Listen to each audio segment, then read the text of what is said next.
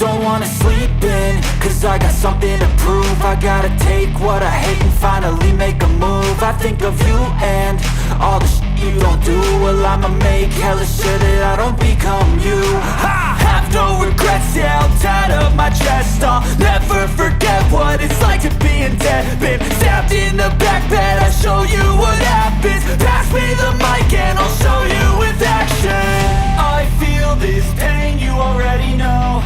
Turn that to gains, let my money show. I've got these things that I can't let go. Watch me turn this life into something that you can never own. I feel this pain, you already know. Turn that to gains, let my money show. I've got these things that I can't let go. Watch me turn this life into something that you can never own. So fight. Good evening, good afternoon, ladies and gentlemen. Welcome back to another episode of High Top Sports. We are in the studio because it is lit. I'm in the studio, my man Steve and Chad, Holly, boys and girls. It's been a hell of a weekend, big dog. Piss missiles are flying high. The shades are on, and we're gonna bring you one better. We're gonna bring you one better. We're gonna bring you the man, the myth, the legend, the man that birthed our quarterback for next year, the next 3 to 4 years. Well, not necessarily birthed, but he participated. He helped. Mr. Papa Stokes is in the building with the shades on, big dog. Let's get it. Woo! What's up, big man? What's going on, baby? What's up? This is great, man. Thanks for having me on, fellas. Papa Stokes, thank you for being on, sir. We are excited to have you. You've been in the chats for the last few episodes now, showing some love, showing some support. So we appreciate you, man. I see you. You got the shades on. You ready to rock? Got to represent, man. I love you. How you're calling it the Billy Beard? I got that going in full effect, and then you got to go with the shades, man, because it represents his emoji every time something great happens. Absolutely. So that's it's a good time. Everyone's excited to see you in the chat saying Papa Stokes. They're stoked for you to be here. Thanks. It's great. I see what you did there. Yeah. Dad joke. How you doing over there, Steve? Oh, my man, it couldn't be better. I'm not gonna lie. You guys are starting to get a little momentum on the recruiting trail. So this sweatshirt's starting to get a little hotter around the collar. But my gosh, I mean, I can't do anything but tip my cap. It's been one hell of a weekend for the Florida Gators. Yeah, it has been exciting, and Papa Stokes and I, we've been texting. He's got a little inside track there with one of our heavy recruiters in Marcus, so he kind of gets second wind, and then I just get random emojis from him. You know what I mean? It's just just a couple eyeballs here, a couple, like, you know what I'm saying, and I just wait, and then it tumbles into what's happening. So there could be some more news this afternoon. We're not quite sure. We don't know. We haven't really heard anything. But I'm hoping we have the flip or two. Go ahead. You know what's cool is they're getting ready to open that new facilities tonight. That's right. That is so tonight. There's always, there's another bang with the Florida Gators tonight. So who knows? Well, I mean, we got till midnight, fellas. Look, you check the clock. I forgot it was opening tonight. You're right. Look, yes, I had the Joker card on my sleeve because I feel like Billy Bag's always got something up his sleeve ready to rock and roll. And to me, that's something, again, with that opening, it wouldn't surprise me if somebody else commits, kind of just to bring the energy, bring everyone back to the page to see all that going on. Look, if I had to guess, because I haven't heard any insight, nobody's told me anything, but I think Tamarian Parker seems pretty good. I saw Marcus tweeted him a few days ago when he did decommit. So that to me is my hot take. I don't know. It could be somebody else. I know the linebacker from South Carolina was also a heavy, looking at the flip. So those two could be something that we could see fall through with him before midnight. And then we'd be going live again. Hey, you're the expert right now, Selton. You're the expert, buddy. Go ahead. To Shelton's point, I feel like you made a comment in the Discord that we have for the chat family. That Penn State has started to become the farm team for the Florida Gators. Anybody who leaves is farm going, system. It's going straight to Gainesville. Them and South Carolina. Yeah, that was pretty funny. That was great. So Look, I mean, the guys are going to go where they want to go, and let the chips fall down and go in the direction that these kids want to go. And I don't think anything that anyone is influencing in any kid in any way. Just that there's exciting stuff happening at Florida. You know. absolutely. And before I want to ask you a quick question about the Penn State really quick, but we got a super chat from Dominic. It says, Papa Stokes got them hater shades on. We love you. And then we got one from Sports with Blake. He says, great weekend for the Gators. I'm super stoked. I'm sure you get that a lot. So, but I do want to ask you. So obviously Marcus was committed originally to Penn State, and then now we were lucky enough to flip him. Kind of talk to us about that with that visit. I know you went with the visit with him as well. I know you've seen it and how that went. Talk to me about the visit, and did you feel like there was a possibility that he would flip, or was he pretty sold on Penn State and Florida had to work a little bit? Kind of break that down for us. Look, Penn State is an amazing campus. It's a beautiful place in the valley, beautiful scenes, beautiful sights, great people, a really small town feel. The facilities are top notch there.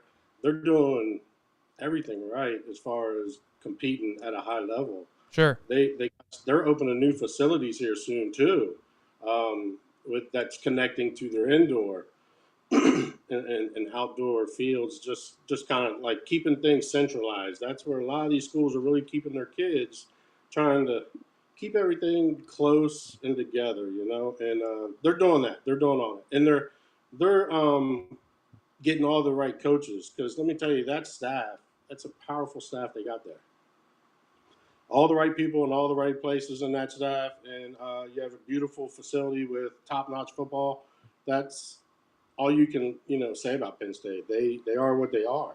Sure. So they showed that to us, and we fell in love with it. We were wowed a lot. And the recruiting process came very fast with Marcus, and aggressive. So, yeah, he committed when he was ready to commit. Okay. And so was Florida, I know I've heard his interviews, Florida was kind of the dream school. Is that what initiated that flip, as of look, if I'm going to flip anywhere, it's going to be Florida? Was that kind of where it ended up being? I'm going to be serious. He wanted to play in his crib, in his hometown. Okay. He wanted to, he said we just got to Florida. It was hard to make that decision to go to Penn State. And he's like, but he made that decision, but he's like, dang, the Florida offer didn't come. So he had to make that decision. Once that came, I think it was his dream school.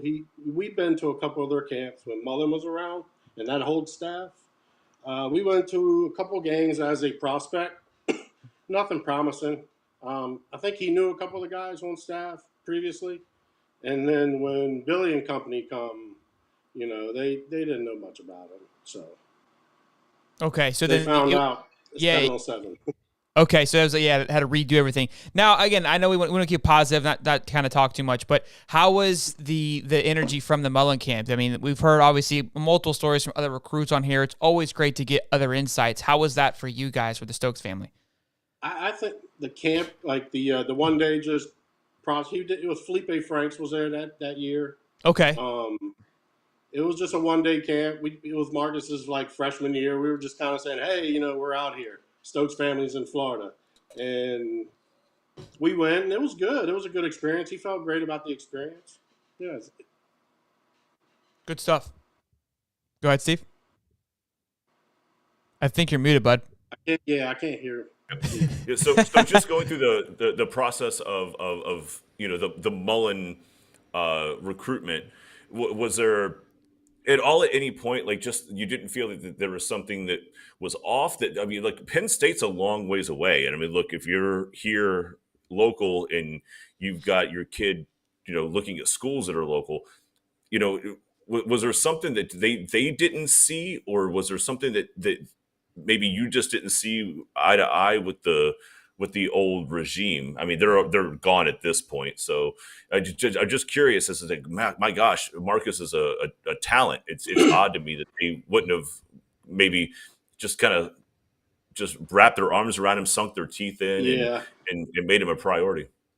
I wasn't much of that experience. That definitely happened in the four walls of Nice High School, and an ex-coach that was with them, Garth, who's I think at Arkansas State now, and Drass. I think those guys would know more. I didn't really get involved with the whole process until I kind of had to take his recruitment in my hands.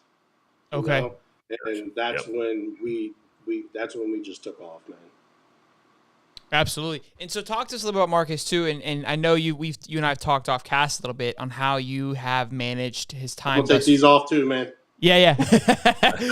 On how you've managed his time and how the COVID year kind of things picked up for you and changed a little bit. Can you kind of break that down on the regimen that you had for him? The cool thing about COVID here in Florida is that they didn't shut us down completely. They did shut down spring ball in that first year that it happened. What was that, guys? 2020? I forget that. Yeah, 2020. Sounds right. So they didn't have a spring ball, which was hard. They had a transfer quarterback come in. Then they had another kid who looked like Ben Roethlisberger, real big, 6'4" kid, 220 pounds, 25 pounds. That's a big boy. And quarterback? Yes, sir. That's a big boy. Where is this kid? FSU needs him. He played center in basketball, of course, or power forward, maybe. I don't know.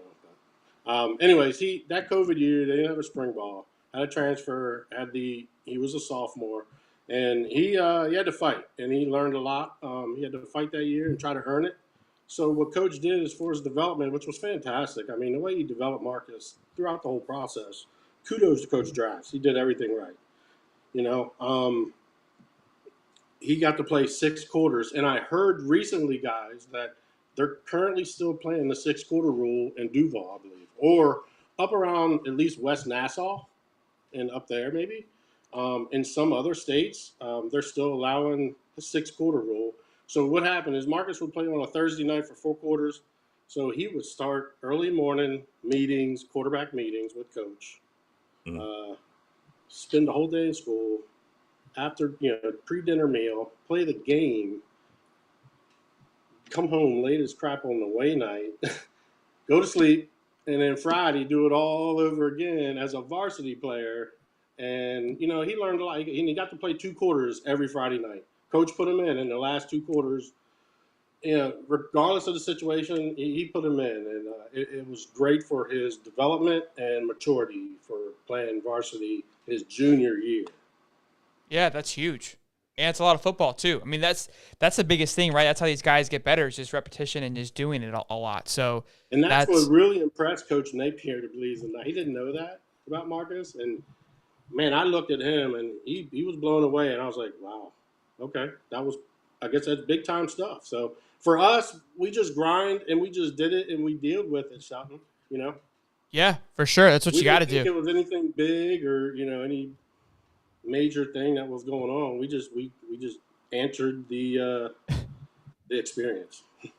We got a few super chats here. One from North Florida Right Trash. Marcus has a big responsibility representing North Florida. I'm sure he's aware of that, especially come from Nice. Yeah, absolutely.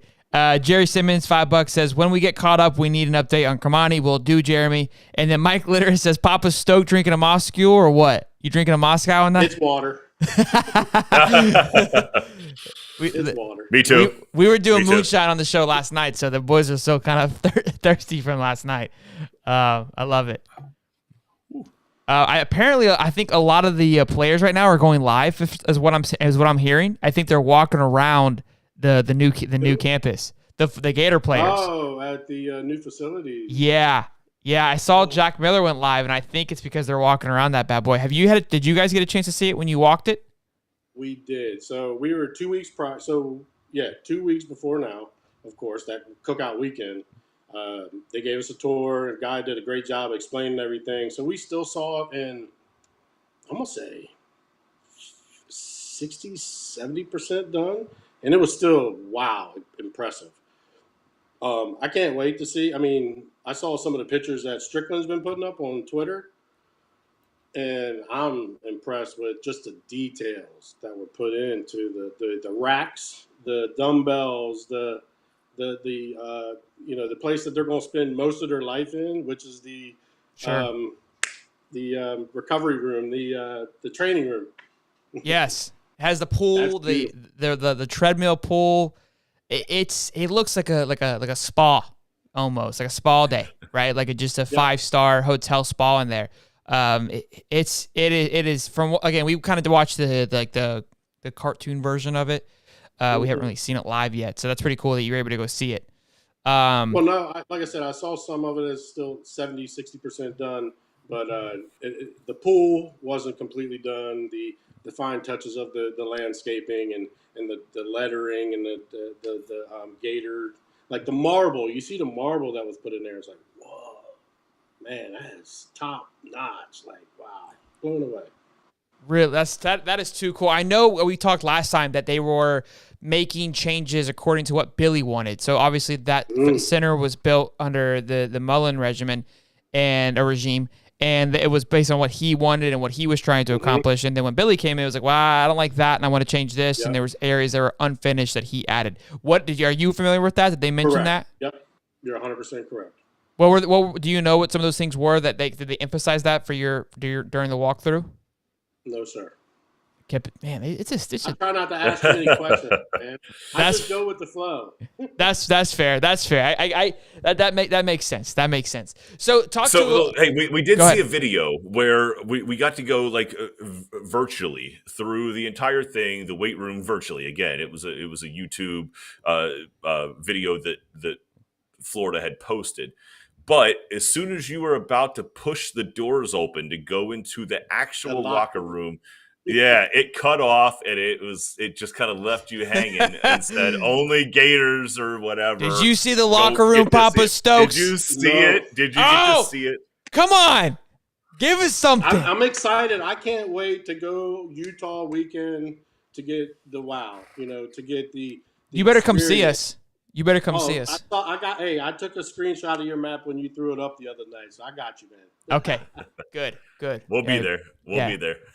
Good Well, deal. well, Good deal. physically, Steve might not be there coherently, but physically, I'm excited just to see like I said, you were saying with Coach Napier, the details he's putting into it probably are just mind blowing. I bet.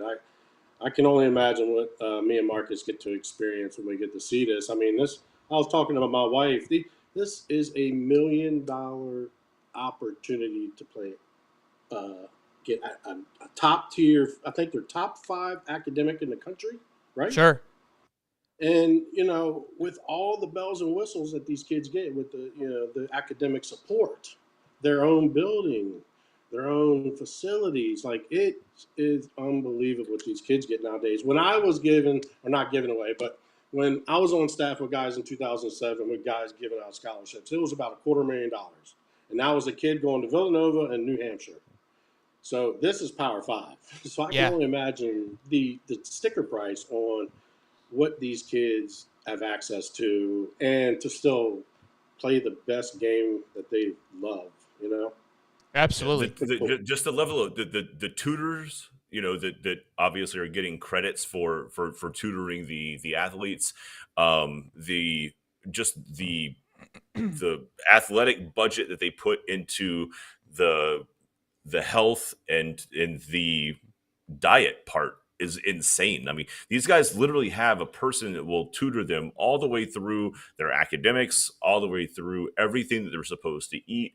It has become a situation where these guys have every resource available to them They to do. make them as successful as they can possibly be. Absolutely. And that's what's mind blowing. Just knowing that my son, he's getting to play football, but he's getting top quality education. Yeah. With a very tight knit and strong alumni coming out of my, it's mind blowing. So what is We're very blessed. you talked to me on the again off cast. You and I you said that, hey, we obviously you work to play on Saturdays, and you set up a process to to be prepared for Saturdays. You're saying Marcus is already looking to be prepared for Sundays. Can you break that down a little bit and discuss that? Yeah, we're right now we're Coach Denny, his quarterback at 6 points. Okay. I owe them my life. They did phenomenal with him and his development since 8th grade. So 6 points. They take him to the next phase, and he's the one who threw that verbiage in my mind that, hey, Kevin, all right, we're good, man. We got the Saturdays. Now it's time to get the Sundays. So let's go. Now it's time to change it up a little bit. So I haven't heard what steps we're about to take because right now the senior season is very busy, for these high school kids in Florida. And, it's not just a 2-hour practice anymore. So, So right now, season, he wants to win a state title, district title, whatever it is, and try to be the best in his statistics this year. Hopefully, coach keeps him in 4 quarters. He wants to play all 4 quarters. So we'll see if he keeps him in when we're blowing teams out. So that's true, yeah, because that's going to help those stats out. You guys, look, I was at the practice on Friday. We did a mic up with Marcus. Incredible video. We're working on it now. I think he just tweeted out the highlights, so you guys can go check that out. But we've been talking too beforehand, just the organization and how smooth things ran with it being a practice and how little coaching there is on the field. But the kids are dialed in. Everyone seems focused. Everyone understands what the goal in mind is. And it's just the small stuff, right? I mean, they would huddle up. Everyone would dial it in right before they would go onto the field. I've never seen this before, but they kind of get huddled up on the sideline and do a little chant, then run onto the field. I mean, it's just, again, it's the small details. It's the White Sox mentality, culture. Right? It's culture. Correct, right? We're about to, you kind of band together as brothers, and then you run onto the field, and we're going to rock and roll with this bad boy. And again, I could hear everything. I had the coach mic'd up and Marcus mic'd up, so it was cool just to hear. That was your first time experiencing something like that, Sheldon? Oh, yeah. Really? Yeah. Oh, my gosh, man. Lucky That was, for you. I'm used to it, so it's just normal conversation. It's everyday conversation for guys like me who's been doing this for almost 3 decades. It was a real treat, I mean, obviously I've been to games, but just being able to be on the field, like they were very accepting of me, and I kind of just walked around and did what I needed to do to get some cool shots. But being able to hear the coach yelling at this end, kind of coaching guys and slowing down for a minute to be able to speak to one kid, and then Marcus dialed in over here having conversations, having sideline conversations with the 3rd and 4th string quarterback. I mean, that was just a really cool experience to see all that breaking down. And again, how well organized it was for high school kids. I mean, you heard them talking like, hey, man, we playing volleyball later? What y'all trying to do later? Like, hey, like, obviously there's going to be some funny clips in there of them just being themselves, obviously. And then with the switch trying to get turned on, they turned it on. So that was really cool to see. We've got really quick. I owe you an apology too, Sheldon. What? For what? I think I messed with you and asked something while you were filming, and then there was a little scuffle going on, and I distracted you from getting a little clip of a little bit of little razzle dazzle on the practice fields, as you would say. Yeah, they were fighting. Yeah, because I heard them in my head, right? I heard them go, hey, and I go, whoa, what's going on? Yeah, my bad, man. I didn't mean to stop that. Damn, that was. No, it was good. It was I think it was a 3rd string, and then afterwards, Marcus was talking to him about it as well, like kind of like, yo, like, we can't do that, and had like a very kind of like leadership type of conversation, which was cool to see and witness. But it's a love-hate thing when you see stuff like that. For sure, yeah, like it's a passion, right? Obviously, like you appreciate the drive, but you got to realize too, like guys, we can't be doing that. I think that's what Marcus was telling me. Like, you're the leader, you're the quarterback, you can't do that. Yeah. You're not in the place to act out and get hot-headed. You're the last person on the field that can do that. And that's what he was telling him, which was really cool to see. Scooter Stokes, does that ring a bell? Oh, my God. My brother's on here. He said, nice pics behind you. You told us earlier that he took the photos. I figured That's my brother's picture. Yeah, I figured he was giving himself a shout out. He threw his arm. What's up, buddy? He threw his arm. He threw his shoulder out. I love it. So let me ask you this, Stokes.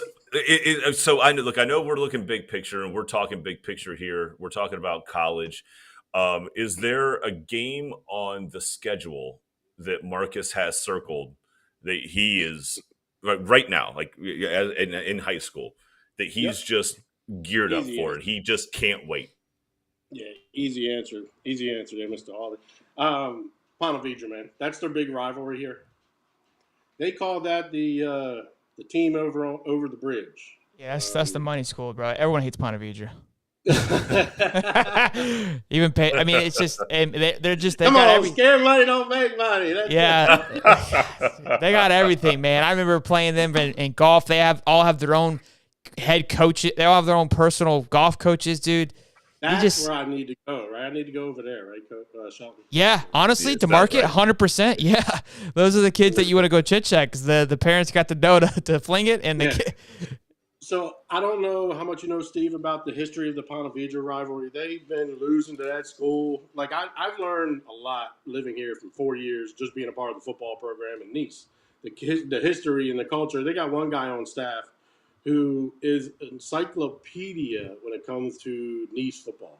He'll tell you, oh my God, every game stat of Tim Tebow. Okay. Really? As a sophomore, junior, senior, whatever it was that he was at that school. He's like an encyclopedia. But there's so much culture and history behind that since 2005. You know, they did drop off on like the national recruiting map for a while. You know, but they have a great history and culture. So we learned a lot about football in this area. And Ponte Vedra was a school apparently that was opened 13 years ago. Maybe Sheldon, you're from here. Yeah, I'm born and raised. Yeah. So they started dominating. They took a lot of the feeder kids that went to Nice to Ponte Vedra. Yeah. Ponte Vedra started beating them 12 years in a row. Whew. Marcus broke the streak last year. He ran you've probably seen it on his highlights, Sheldon or Steve. It was like play number 3 or 4 where there was a shark on the field and he stumbled and then he scored the touchdown. That was the ending of a 12-year straight losing streak. So he wants to keep it going one more year. I think that's the one he's circling. I love it. Fair enough. But that St. Augustine rivalry is legit too, man. They got a lot of history behind that too. So I actually met. So funny you bring this stuff up. I met Brandon James. There you go. No way. I went to some youth football thing downtown to check out some youth football kids, you know, that I could hopefully mentor. And Brandon James was there, and I met him during the Mullen era. Well, I guess last year. I guess they inducted him somewhere within the Hall of Fame or something. And but yeah, he's coaching high school football down there. So he teaches phenomenal football with those guys. He coached at St. Joe for a little bit. St. Joseph High. Really? Yeah, he it's been a while now, but he came and coached I think like a year or two. This was early. This was late, like a little bit after the Florida stint. He went to St. Joe. Yeah. Okay. St. Joe. That private school, right? Yes. Yeah, it's a Catholic private school. Correct. Yeah. But yeah, St. Augustine Nice has always been a big one. In that school, they teach hard-nosed football, man. They are always tough for coach drafts, year in and year out. I actually don't think. What school is this? I don't know if anyone's on here, but St. Augustine and Nice. So Brandon's on here knows the history, and they can let us know that when is the last time Nice beat St. Augustine High School? Let me know, because I don't know that statistic. Has it been a while? I think Tebow beat St. Augustine, so it's honestly probably been 2005. That's a I was just saying that is true. It's been a while, guys. So Pedro had never beaten St. Augustine until like 3 or 4 years ago. So that's kind of the same. Yeah, we beat them. My brothers were there, and I remember it was like we're gonna paint the town blue. Oh, it was so incredible. It was so.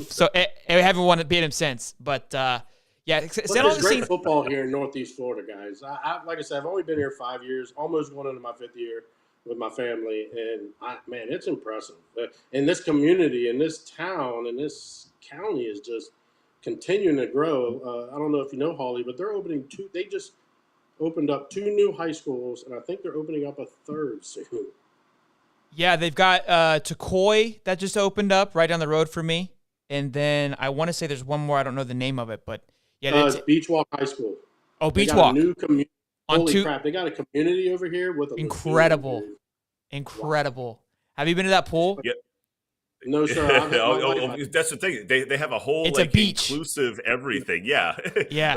you have your own beach inside. Look, Stokes, my man. I grew up on the west side. I played for Forest, which is named differently, oddly now.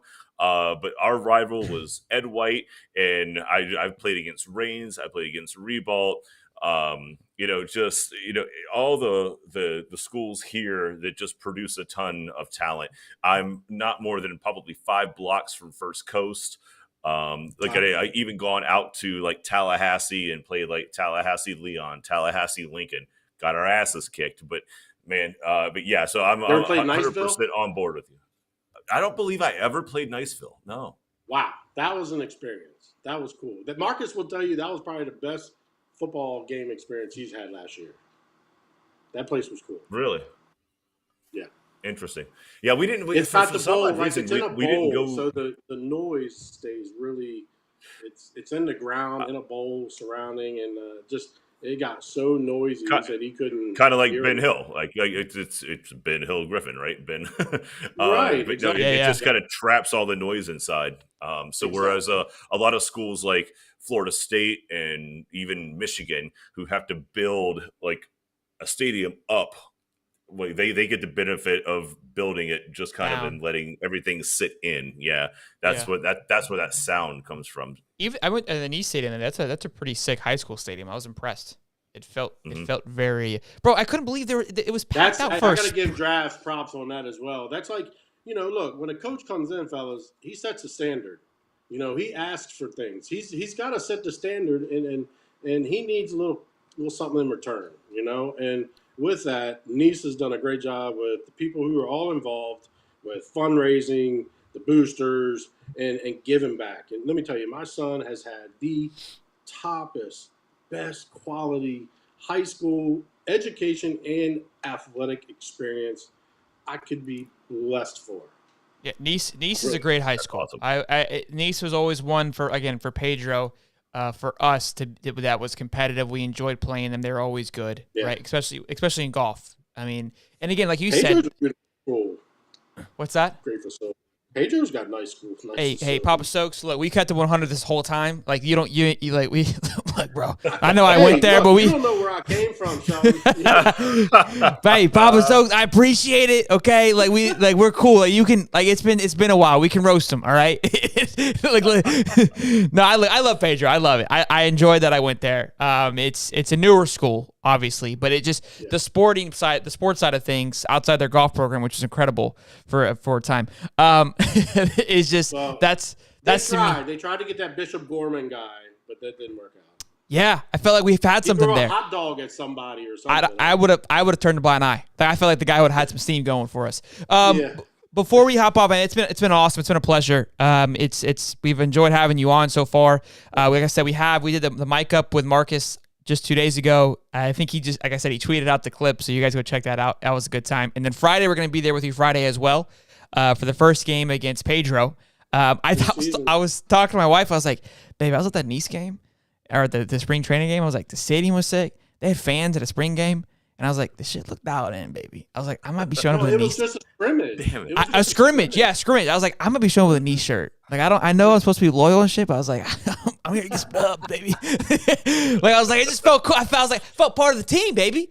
AD came over, said, what's up? You know what I'm saying? I was like, these my dogs, these my people. Did Sam Milton, he came up to you, right? Yeah, Sam's a stud. He's in the clip. He's hilarious. He's good. Bro, all the kids were fun. They were good personalities. Like, these are bros. I can hang out with these kids. So, look, I don't know.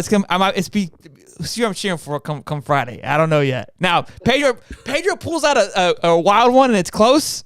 I'm gonna be excited, but hey, so I actually talked to a kid who was at the Publix right up the street here. He plays linebacker there. Big kid. Oof. He passes all the eye test stuff, but he had some injury issues. He's excited and he said they're ready to rock and roll. So he plays at Pedro. His name is Mike Baccio.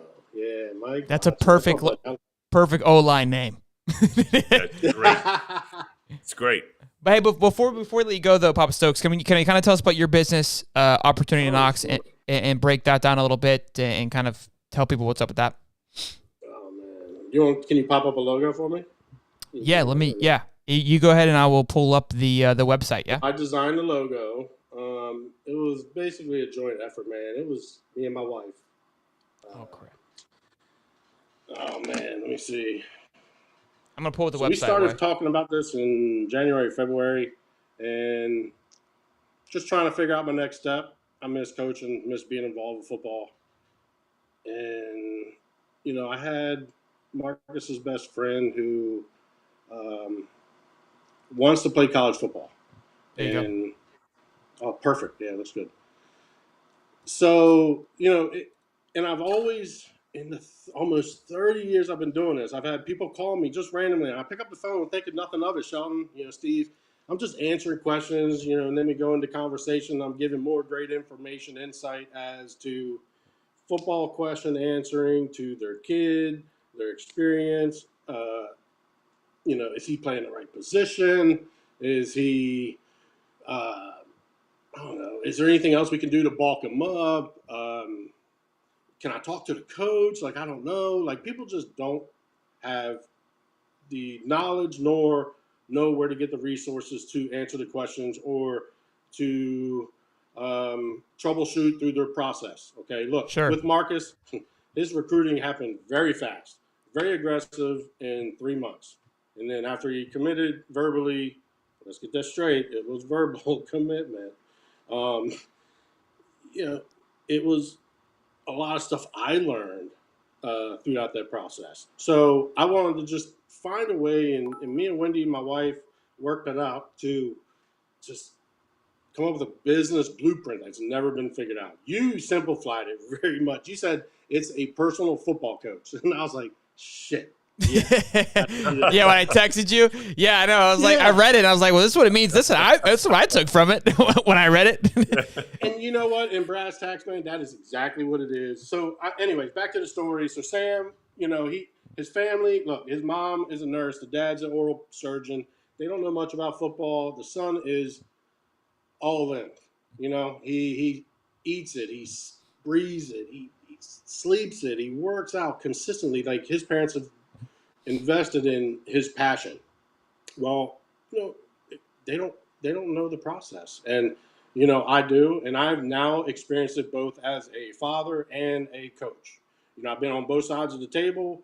I know how basically the process works, and and I'm thankful for the networks and people that I've been associated with to help me along with my process with my son. I had to reach out to people. So throughout that whole thing, and then we did the tour, and I took some kids with us, which Sam was one of them, and he had a great experience. And I was just having a conversation with the kids, and they're getting great feedback and knowledge from a coach who's been doing this for almost 30 years. Sure. And I'm thinking nothing of it. I'm just having a casual conversation with these guys. So me and my wife just continued to develop this blueprint of Opportunity Knocks. My youngest son said, because Opportunity Knocks with the 1X was taken already, the domain, and I wasn't trying to fight for it. My youngest son, who's my baseball player, he said, "Dad, put another X in there." I said, "All right, cool. Let's try it." And then we did. And then when I was messing with the logo, it worked out pretty good. So if you look at the logo, X's and O's.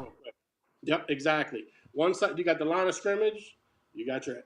Unfortunately, there is one O on. He drew off sides and knocks. But the ball's on one side, the O's on one side, and the X's is on the other, which is why I put a red one on there. But then my wife was like, "You got to put with Coach Kevin Stokes, because when Kevin, you're legit, man. You are just full of knowledge to help so many people. So put your name in there." So that's what we came up with, man, and I love it, and it's powerful, and I'm excited, man. And back to the Sam thing. I'm sorry, I get off track. They didn't understand the process. I took them under my wing.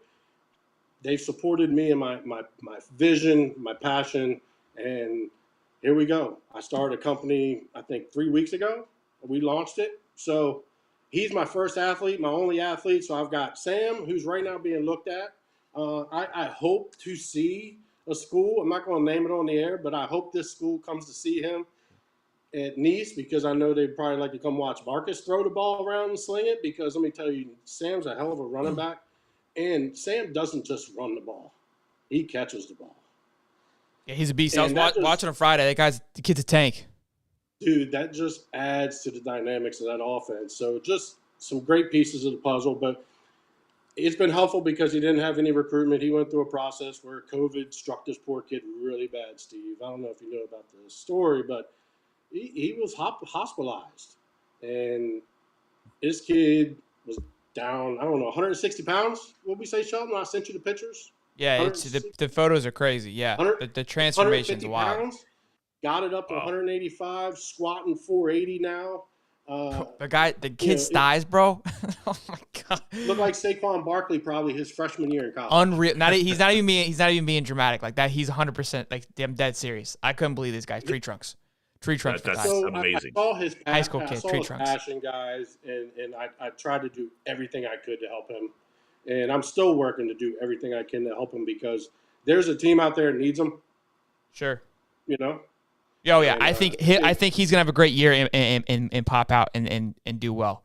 Just from watching him Friday, I think he'll. Opportunity knocks is there. I'm basically my mission. I think my wife kind of changed it up a little bit, but the one that I stuck to in my head is, I am basically a consultant for families navigating the world of football. Coach, and I'll give you that. Like, Coach, you are doing an amazing service for kids out there who have been dedicated to football since they were kids. They are dedicated to football at their current state, and they want to commit themselves to football beyond high school. This is not something that really existed. When I was in high school, it didn't happen. There was nobody out there. To go by, Steve. We had nothing. What we were saying is all you had is after school, and basically if you had enough resources outside of that to kind of play with your friends, but nothing else. That's it. Yeah, that's Boys, it. So I gotta say, the brains of this operation.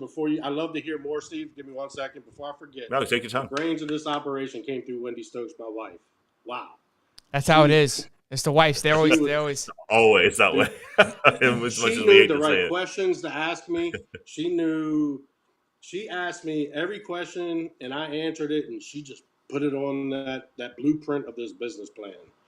Because like I said, this is basically, you're a life coach. Now, life coaching has been a thing for years. It's been a pretty trendy thing, I would say, over the past few years. So we just kind of figured out a way to be a life coach through football.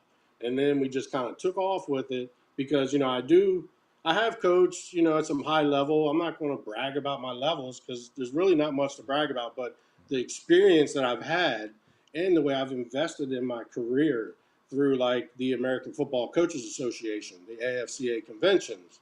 I've been a part of that alumni, and I continue to go to these camps and buzz sessions and things to learn from so much, because at the end of the day, everybody's using everybody else's shit, but it's how you teach it. So then I got my psychology degree. So getting a psychology is great because now I understand people. I understand how to talk to them, how to relate to them, how to be an effective leader. And that's things that a lot of people don't do very well. So I feel like I can maybe fill that bridge and fill that gap between that disconnection of coach and player. I'm not there to take over for that coach because that's a volunteer dad who's dedicating his time. I am just there to do that little extra something to continue to help that elite football player. Elite football players, man, I've seen them hit a plateau and then that's it. They didn't continue to develop. So then they didn't get a chance to play college football. So I can get off all day talking about this, Sheldon, guys. I'm sorry, but yeah, it's exciting. I'm excited about it, and I think there's a need. And as long as there's a need, I'm gonna do my best to fill that. So. I love it, man, and I think it's great what you got going on. Something too I missed. So this is Marcus's Instagram, YBC Breezy. I didn't know that it was him, but he goes, he says, Sheldon, tell my dad that I'm looking forward to Fletcher instead. So he said this earlier. Yeah, when you were, I guess you had Ponte Vedra circled. Oh, I know why. Why is that? All right, man. Oh gosh, what a great game last year. Fletcher and Nice playing for a district championship. And they had it. But they fought back, man. They kept coming. It it was just that game where, you had long drives, you're killing the clock, sometimes you missed on a few third down conversions, you got punted away or kick a field goal, but that team just didn't stop going away. And it's not like they were this wow football team. It's not like they were that team that probably could have gone as far as we did at Nice High School with Coach Drafts. But there was a team that just kept nagging that game. And it should have been a game that they should have won. And, it got away from them. And that was their district championship that they didn't win. So he's going to go get that team. I don't know if they're a factor in our division this year because they did the Metro and Suburban. They changed it now. There's no more than just a 4A football. Yeah, it's all not changed. 7A, not 8A no more. It's 4A. So it's Suburban and Metro. So it's Fletcher Suburban? I don't know much about that town. I don't know. It's the beach. Come on, Ollie. It's the beach. It's too far north for me. Yeah, it was. It's too far south for me. So yeah, where it's in the no man's land. I'm not too familiar with Fletcher. Got any questions for me while I'm here, man? Like Marcus when he was younger, or when he started playing quarterback. Like I said, we got lucky finding Denny Thompson and 6 points out of Jacksonville. We got super lucky, man. This guy takes quarterback training to the next level. Like he trains. Denny's a machine. Dudes. You know who he is, don't you? Oh yeah. Oh yeah. He used to host a local radio show here with James Coleman, who went to FSU. Yes. I would listen to that every night. That was probably the most insightful. If you listen to it, like they're not talking about like topical stuff, and then they just kind of delve into some of the surface level part of the topic. They would talk about football and like the mechanics of it, the scheme of it, just the overall, like how a locker room attitude can translate on a field. They would get into the real nuts and bolts of it. And listening to Denny break down quarterback play, which he would do, pretty much, every week after the Jaguars played, listening to him be able to dissect that the way that he did, you knew that you were listening to somebody who had really watched and played and knew everything down to like their footwork and whether or not they were able to make a strong throw on a fade route, or if they were out of footwork because a right tackle missed a block or the blitz caught him off guard. He was amazing to listen to. I love Denny. He's awesome. We call him the scientist, and Marcus and I. That makes sense. He's a scientist, and we're going to the lab. We're going to the lab. Hey, real quick, though, we got a super chat from Dominic. I missed it earlier. He said he played against Niceville and went to FWBH High School hard team. You guys were talking about that earlier. Fernandino? I don't know what that, if he could tell us again. But then we have another question from Literates, our member. He says, give us an embarrassing story of Marcus. Papa Stokes. Oh, wow. Me and my wife were talking about this earlier because Marcus actually, all right, so a really cool fun fact. Yesterday, I don't know if I shared it probably on my Facebook and Instagram. We had ITG next. I'm sorry if I'm throwing a plug in there. But no, I don't they care. came in and did a video of Marcus and myself. Lucas wasn't here, unfortunately, my youngest. And my wife, I threw her off guard, so she kind of got a little angry that I didn't prepare. But I didn't know what to expect. But people were really getting involved and being a part of this experience. But shit, I think I lost track. Where was I going? Embarrassing story. Oh, embarrassing story. All right. Embarrassing So we were talking about this earlier. Yes. All right. So Marcus was, look, me and Mama back in 2000 got together 2001. And then, in 2004, me and Mama had an enjoyable July 4th. It was beautiful. We got to see the fireworks in Fairfax, Virginia together on a beautiful hill and overtop the Potomac River. And then, of course, fireworks happened at the end of the night. So we're moving. Yes, sir. we're moving 9 months forward. Okay. Piss missiles, boys. This is a great story, guys. You're gonna love this. Let's go. Marcus will probably want to hit me when he gets home. No, he'll hug me because he knows this is a cool story because it really explains Marcus' character. It really does. So her water breaks. I'm at work, man. I'm going to pick her up. I'm freaking out. Like, look, you're about to have a baby, Shelton. That's here. You need to listen to this story right here. I'm dialed Here in. we go. So her water breaks. I'm in like Northern Virginia. We're living somewhere with her mom, and she's like, my water breaks. I'm like, oh crap! I tell my foreman I'm out. I go pick her up. Open the door. She's making a sandwich. She's making a couple sandwiches. I'm like, what are you doing? She's like, I'm hungry. I was like, okay. I'm thinking we're freaking out. Baby's ready to pop out of that thing, right? Well, no, she's making sandwiches. So anyways, she gets her sandwiches. We hit the road. We go to Fairfax Hospitals where Marcus was born. And he wasn't ready to come. The doctor says, look, this may take all night. So I went back to Maryland, picked up some pillows and stuff to make my wife more comfortable and whatever supplies she asked me to grab at that time. By the time I get there, she's in full-blown freaking labor, bro. She is rocking and rolling. And I'm there now. I made it back, and I'm freaking out, and I don't know what's going on. I'm trying to be up there to support my wife, but then I want to see what's going on. And I swear to God, this kid, when he wanted to come into this world, guys, he came into this world. Once the shoulders got through, he flew like Superman. I shit you not, because I was standing right next to the doctor that called him, and he was so slimy and stuff, and from the scrubs and the gloves, the doctor almost dropped him. I was like, fumble on the play almost from the son. So, got yourself a former wide receiver in the doctor, though. Yeah, it was awesome. Like, I'm serious. She's like, okay, here comes the head, and then all of a sudden that shoulder, here comes the shoulders, and all of a sudden, boom, he took off into the world. And, he's been going ever since he's been alive, boys. He's been flying head first ever since. Man, he's been an electric football player, an electric basketball player, an electric lacrosse player. I got to give a shout-out to my boy Rick Gleckler, who coached him in all three of those sports his entire youth career. Have you ever heard of one coach coaching football, basketball, lacrosse his entire youth career until about 11 years old? Nope. Not at all. That's what he did, man. That's Not what he did. a shot. So, what a great dude, to volunteer his time. I tried to help with Marcus's development, of course, with my background. And he's always been around football his whole life. Not once did I have to force it on him. He's loved it since day one. So with him being – and he's just an electric kid, which is why that story works and relates to Marcus really well, because that's what Coach Draft said at his banquet last year. He says, there's one word I will call Marcus, or call this next person I'm about to present the award to. And he says, electric.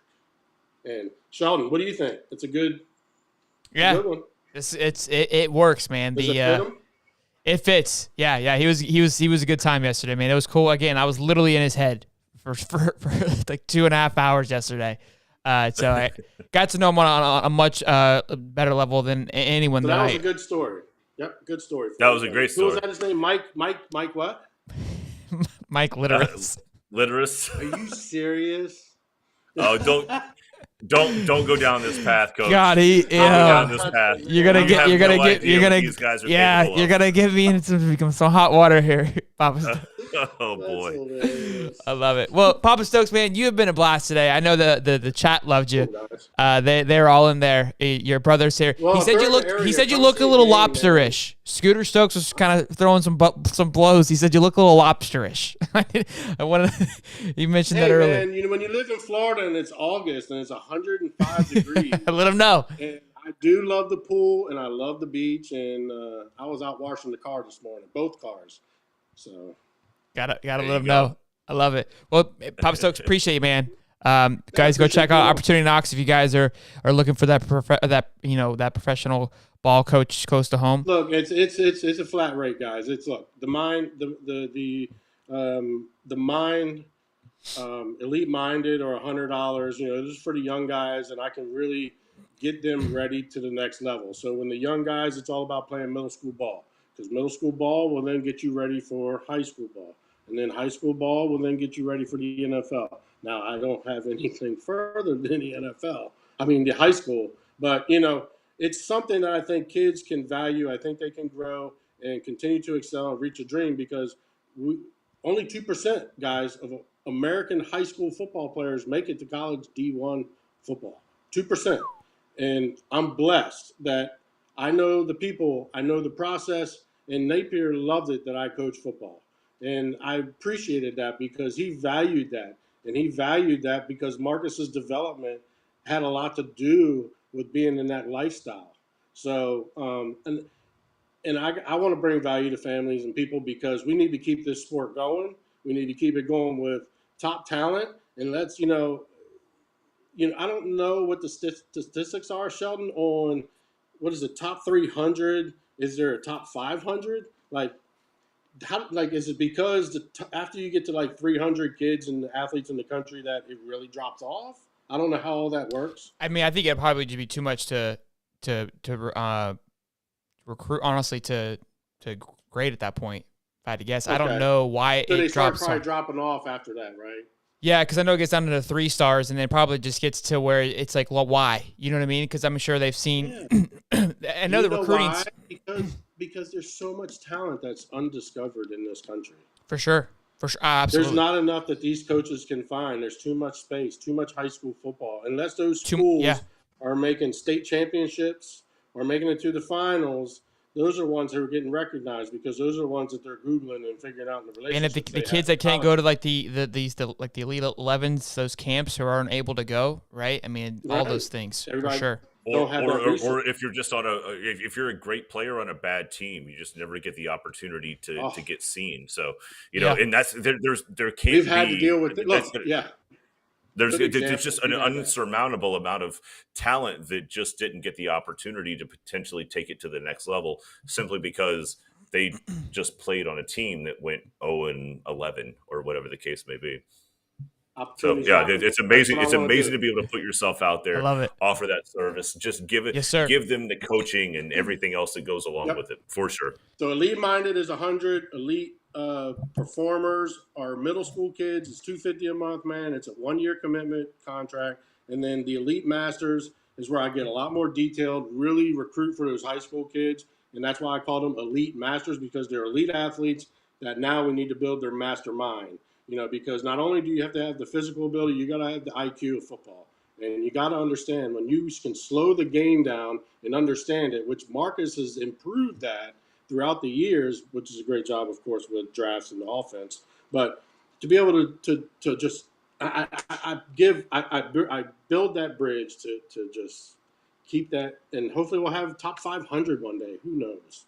Yeah, I'm sure that'll grow. I think with just how we expand. I think people catch on to this. They may want to continue to build in their state, which is great. Build in your state. Keep it rolling. Absolutely. Keep the game going. So yes, thanks, sir. boys. Appreciate the time, man. Pop Stokes, thank you, man. It's been a pleasure, and thank you to the Stokes family in the chat for hanging out with us, man. Appreciate it. Man, I love the energy on this show, boys. Keep it up. Let's go, Billy Napier. Go Gators, baby. Chow, baby. Appreciate it, boss. Thanks, man. That's it. Yeah, you got to go this. Come on, Steve. For Pop Stokes. Come on, Steve. I will not. I love it. No I love shot. it. No shot. I'll do a little. Can you do a little one? He won't do it. He won't even do this. He wouldn't even do it with Lorenzo. I was with Lorenzo. We hung out. I didn't work out. Like Shelton obviously puked everywhere. But no, I mean, I had an honest heart to heart with him. I'm like, I can't do this, right? he got it. He understood.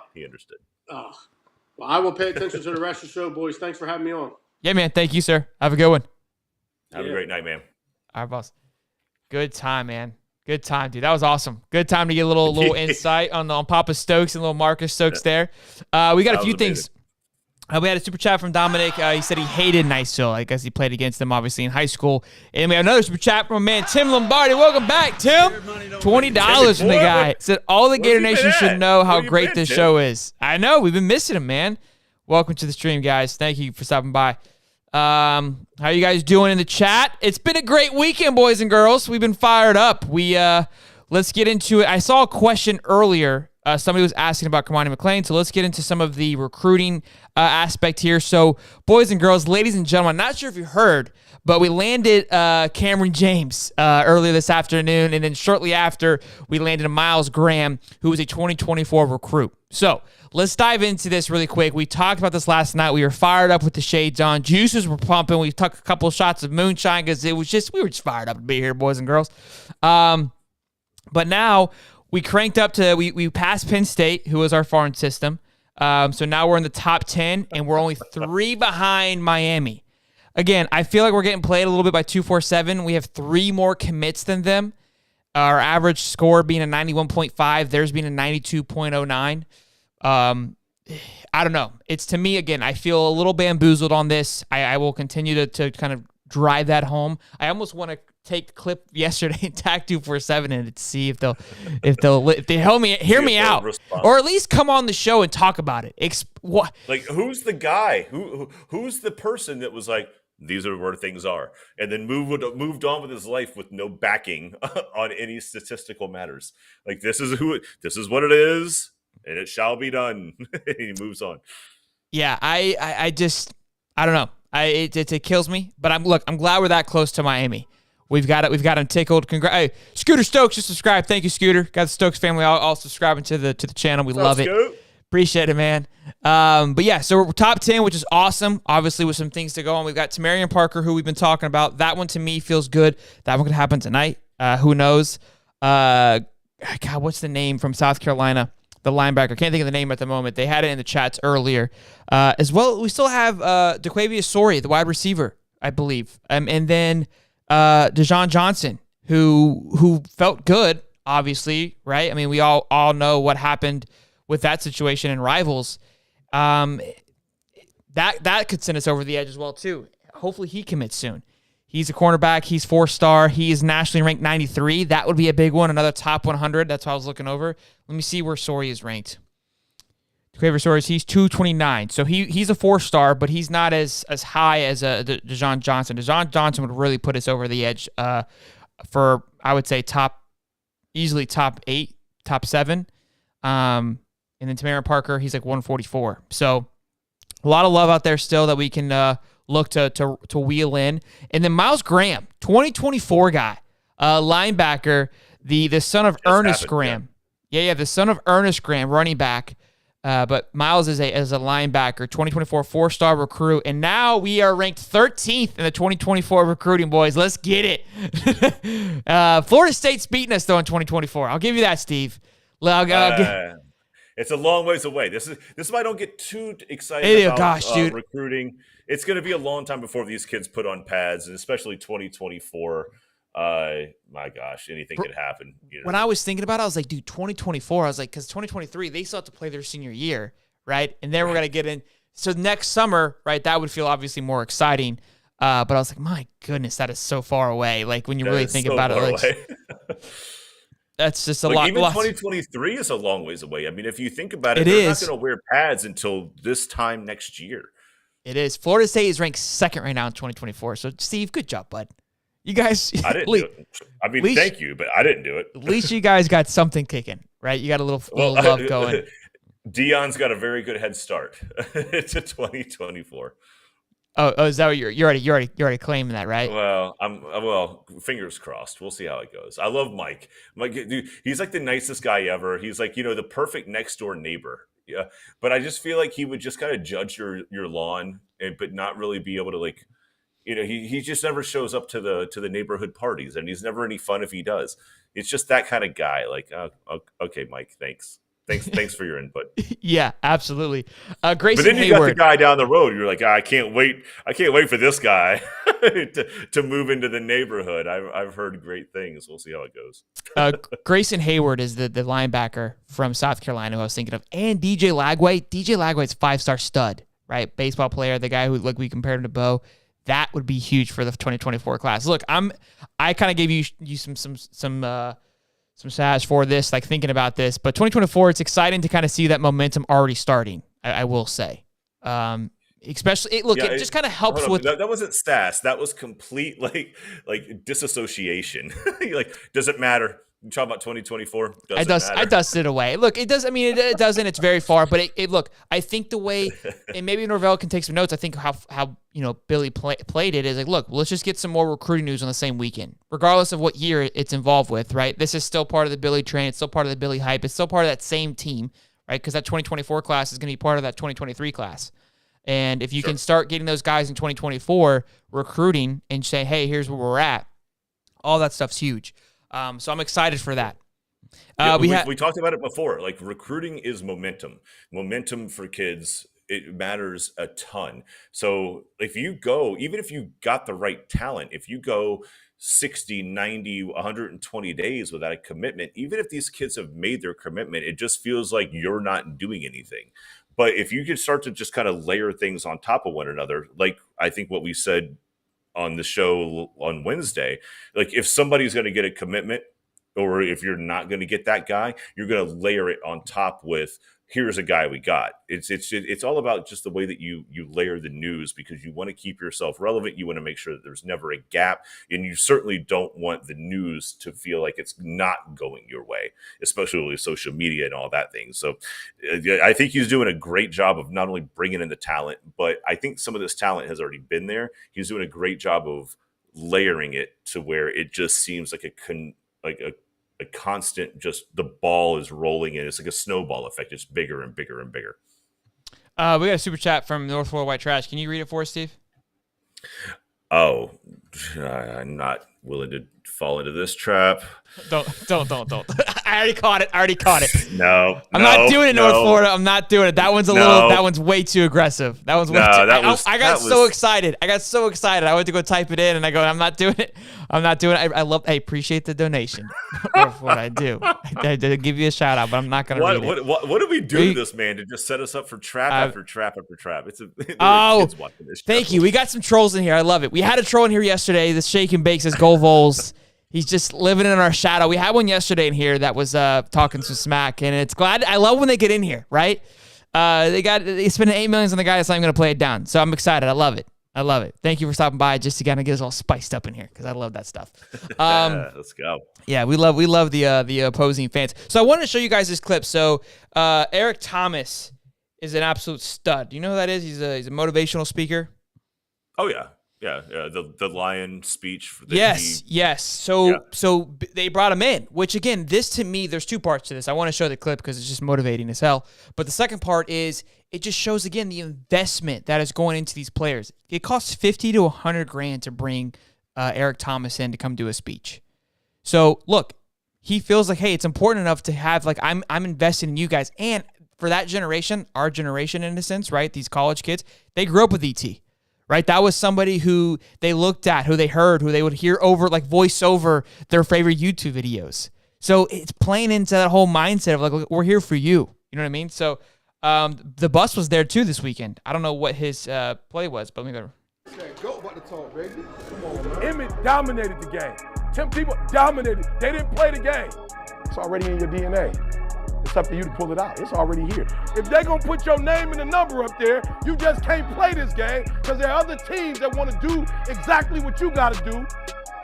You're going to look at film in the way they don't look at film. You're going to practice in the way they don't practice. Everything you do is going to be in a way that nobody else does. What they cannot coach is character. What they cannot coach is discipline. What they cannot coach is sacrifice. It's going to take everybody every single day. 1, 2, 3. 1, 2, 3. 1, 2, 3. Fired up, boys. Let's get it. I love it. Again, I think to me it's bigger than just, hey, it's Eric Thomas coming in and hype everybody up. It's showing the investment of look, and if you're Billy, you kind of play to that. Look, hey, it's not cheap to get this guy in here. And obviously, there's a way you say it, but we're invested in you, right? I want to show that, look, I want him to kind of come in and show you. And he says it differently, right? Hey, you don't play the game, you dominate the game. And it's just when you hear from somebody like that who you've looked up to for so long, it makes definitely a bigger impact. I'm sure Billy's been preaching that for the last 6 months, but you and I both know, right? Sure. It's like when your wife's telling you something day in and day out, and then the next day somebody tells you the exact same thing. Like, that's a great idea, right? So it makes a huge difference when someone like that comes in there and gives that motivation. So I love it. I love seeing that.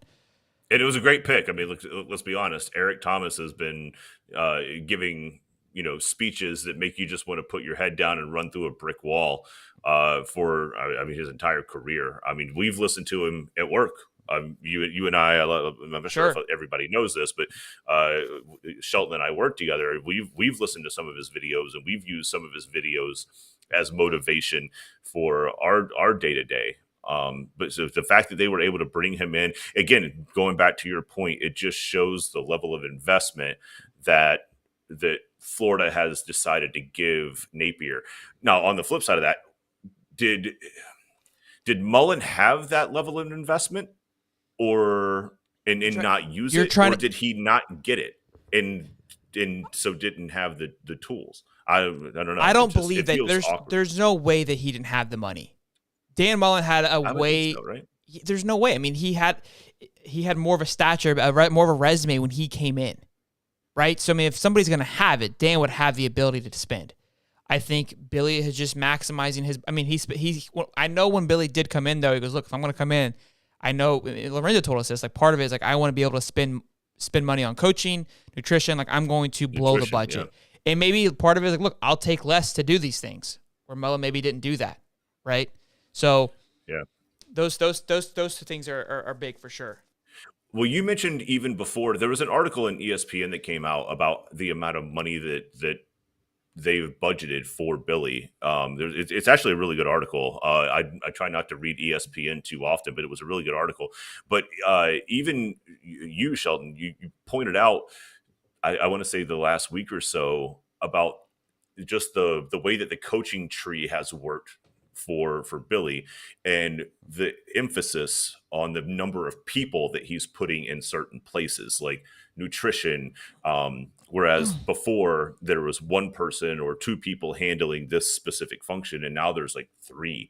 Again, you can probably speak to it a little bit better than I, but you and I talked about it off cast, and just these weird little nuanceical functions that can easily get forgotten about have gone from one person making sure and maybe managing it to now he's got three people pushing it and trying to get it to a higher level. So it sounds like the university is invested in, they're staying invested, and whether or not Mullen was not using that correctly, or now Billy has, whatever it is so far, momentum wise, it's working. The more and more we talk about it, and the more and more it gets brought up, and just the difference and the comparison almost makes it seem like Mullen just kind of just grabbed a bag and left.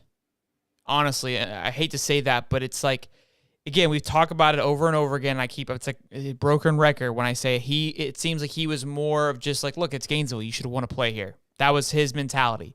And so the rest of so simple. That's so simple. Like that, I felt like it's like, hey, it's supposed to do with the work itself. I have to just coach X's and O's and that's it. And it's not. It's much bigger than that. And I think that's where Mullen dropped the ball. And then maybe it was an ego thing. Maybe it was just like, I don't really care anymore. I'm paid. I'm done. I'll go get an ESPN job after this and just coast. I don't know. I really don't. It's what it feels like though. So I can't tell. Timmy T's birthday's today. In case you didn't know. Oh, I thought that was Christmas. Well done. Well done. What? I kept that in my back pocket the entire cast, and I just knew it was going to be a zinger. It was going to be subtle. He's been holding on to it.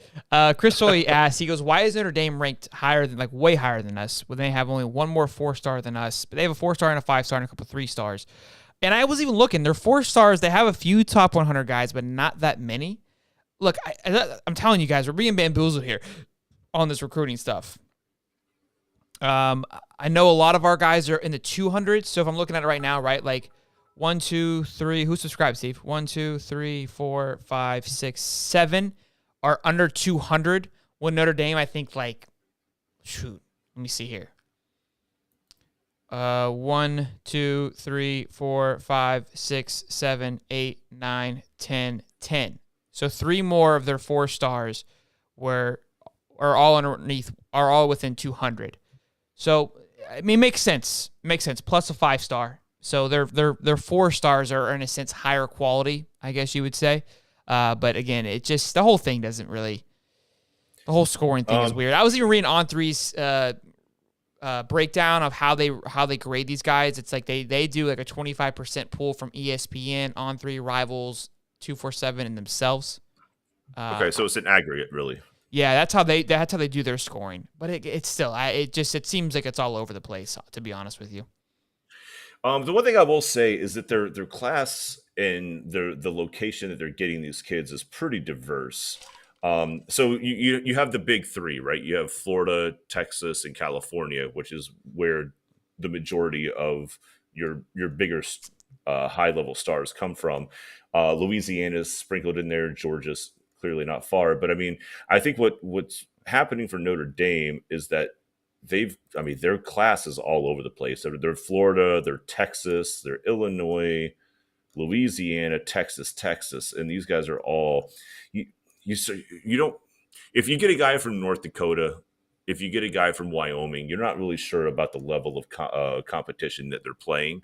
But when you start to get these kids out of Ohio, Florida, Texas, California, you know that those guys are up against good talent, and if they're still standing out, you almost want to give them a little bit more credit than the alternative. But look, it is what it is. Either class right now, to be completely honest, you could split it down the middle and say that there's really no difference. I mean, they're both amazing classes, and sure, when they all put on, we're pads, top 10. It's we're the momentum's there. We're at where we want to be. So I remember when we were talking, we were like what? We were like 20. We were like 30. We were 30th, 40th at the beginning of this year. Yeah, I thought about that before we did the cast. It wasn't about, it was 60 days ago where people were freaking out about Florida's recruiting. And like people were like pulling their hair out. Like Billy isn't able to recruit against the big schools, the Georgia, the Alabamas. He doesn't have any inroads with the Florida schools. This was in this cast like 60 days ago. And we are talking about a whole different ball game at this point. So it just kind of shows you the way that things can change so quickly in the dynamic. Very quickly. Very, very quickly. Look, it could change the other way too. So let's not get ahead of ourselves, boys and girls, but it's exciting stuff. So really quick, before we end the cast here, we have a fantasy football draft that we're doing with our members. There is 12 people part of this. We are doing the draft on August 26th live here. I've got some names in a little old-fashioned, the throwback Gator helmet. Steve knows what's up. You can see the names are in there. I folded them all up. I don't have any say in this. I don't know who's who. I'm not cheating here. So if you guys aren't excited or not playing in this, I could see if you didn't want to stay, but it is pretty exciting. It's very exciting. And just to answer some of the cast questions, FSU is at 18th right now. I just want to point that out. Everybody's like, FSU sucks. We're 18th. I love it. All right, so we're inside the top 20. So just to kind of give you guys some insight of how the fantasy football runs, I get very hyped for this stuff. Steve knows it. We get the music pumping. We get really rowdy in here. So let's get ready to rumble for the 2022 NFL Draft order. Ladies and gentlemen, for the High Top Sports first annual draft, who is going to get the first pick? Is it going to be Steve? Is it going to be me? Is it going to be Cody? Is it going to be Gator Gang? I don't know. It's in the helmet, okay? We're about to find out right now. Keep them on their toes, Steve. Here we go. For the baby. first pick.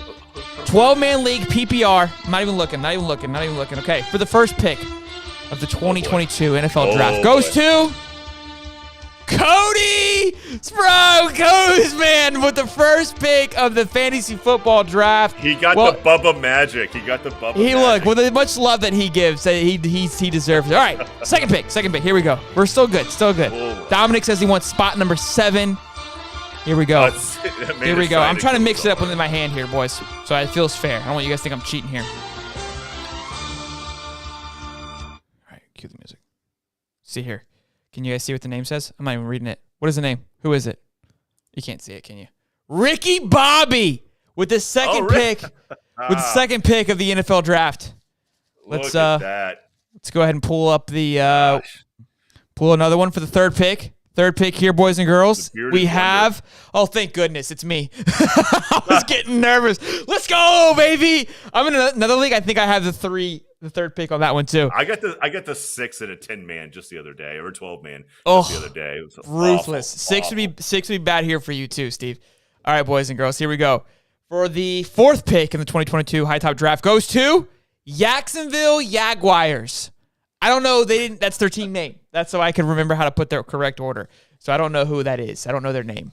I don't know who's the manager. Let me jump on and see. Yeah. Look who the manager of Jacksonville Jaguars is. Jaguars. Joseph, great team, is the fifth pick. 1, 2, 3, 4, 5. Okay. All right. Here we go with this charade. Oh, Steve, I haven't heard your name yet. I haven't heard Cody says terrible. Is he not happy about his first pick? On the first? Yeah, the first pick? With the 6th pick of the 2022 draft goes to Gator Gang. Andrew, Gator Gang, congrats, my man, from the 6th. Probably the worst spot you could possibly be in. Steve, you're at a point where you just kind of went last, dude. Yeah. Just forget me altogether. Forget me altogether. The 7th pick is Treyon Webb. I think that's Connor. That was what he named his. That's what he named his team there. Jacksonville. Let's see who Jacksonville is. I have Tony. Tony is all I have. Tony Gemma. Okay. And with the 8th pick, we have Richard Cranium. Richard Cranium with number 8. Steve, I haven't heard your name yet. Steve. Oh, Dick Cranium. That's great. I haven't heard your Steve yet. That's okay. Just let me slide to 12. We got 1, 2, 3, 4, 5, 6, 7, 8, and number 9 goes to Gator Rage. Gator Rage for the number 9th pick. There's 2 left, Steve. Oh my gosh, this is amazing. What do you want, Steve? I actually like 11. I'll take 11. Okay. Holly State. Is that you? That's what I'm talking about. And for the last pick, who's the last pick then? Bourbon Myers. What a name. What a name with the last pick in the NFL draft. Woo. Well done. Glad you guys hung out for that and enjoyed that if you left. Oh, wait, I missed it. Wait. There's another name that just fell out of the hat. Hold on. This is 13. Did I not count? Oh, Zach. So you got the 10. Hold on. 1, 2, 3, 4, 5, 6, 7, 8, 9, 10. You got the 10th pick. Zach got the 12th pick. Oh, no. Okay. I love it. Oh, sorry. I'm dumb. It's a 12. It's a 12. Yeah. I miscounted. So, okay. I got it here. It's just this man just ended up on the floor. Yeah. He was down there in the bottom. He's going to be pissed. It's okay. All right, boys and girls. Thank you for stopping by as always and enjoying the show. If you did enjoy it, hopefully we assume you enjoyed it. If you didn't. We hope so. Yeah. That's on our bad. Thank you to Papa Stokes for stopping by as always, but thank you for stopping by, Pops. Stay tuned. Marcus tweeted out the clip of the mic'd up from this past Friday, and we're gonna be there Friday Night Lights. So turn on the bell, subscribe, become a member, do what you got to do. Just make sure you're staying tuned with what's going on here. We have a great time on this channel. Thank you to everyone who donated in the super chat. You guys are incredible as always. We appreciate you. We'll see you guys on Wednesday at 8:35. That's when we go live Eastern Standard Time. Until then, I'm Sheldon. And I'm Holly. Boogity, boys. I feel this pain, you already know. Turn that to gains, let my money show. I've got these things that I can't let go. Watch me turn this life into something that you could never own. I feel this pain, you already know. Turn that to gains, let my money show.